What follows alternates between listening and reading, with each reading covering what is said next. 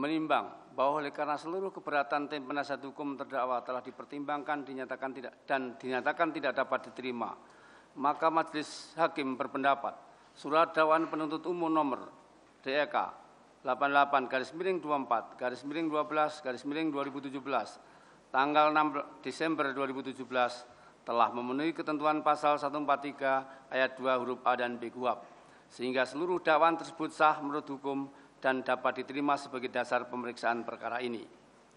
Menimbang bahwa karena keberatan tim penasihat hukum terdakwa dinyatakan tidak dapat diterima, maka pemeriksaan perkara ini harus dilanjutkan. Menimbang bahwa mengenai kewajiban membebankan biaya perkara harus ditunda sampai dengan putusan akhir.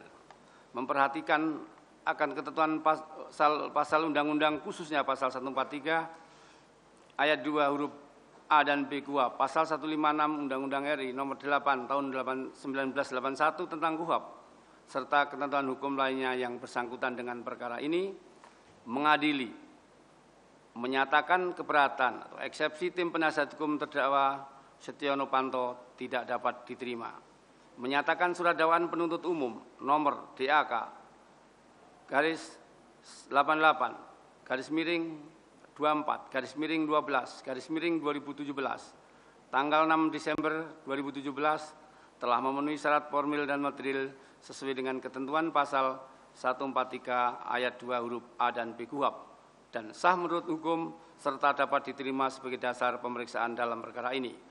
Memerintahkan penuntut umum untuk melanjutkan pemeriksaan perkara atas nama terdakwa Setia Novanto, menangguhkan biaya perkara hingga putusan akhir.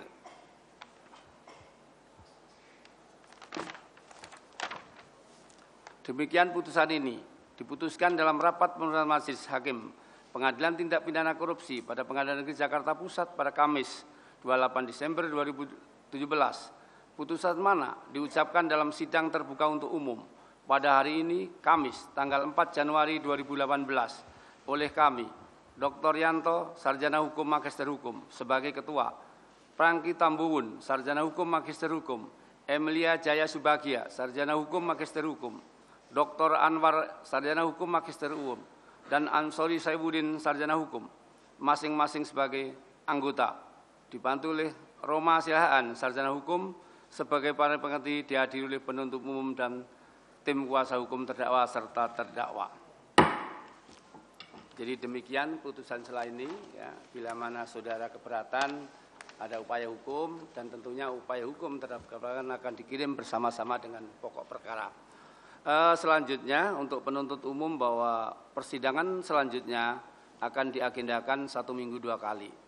Jadi nanti Senin Kemis, tapi nanti diawali dari Kemis dulu, karena kalau Senin waktu pemanggilan tidak hadir. Jadi nanti Senin Kemis dan juga nanti saudara tim penasihat hukum bisa mempersiapkan juga pembuktian. Jadi kita beri ruang yang sama antara penuntut umum dengan penasihat hukum untuk pembuktian dalam perkara ini.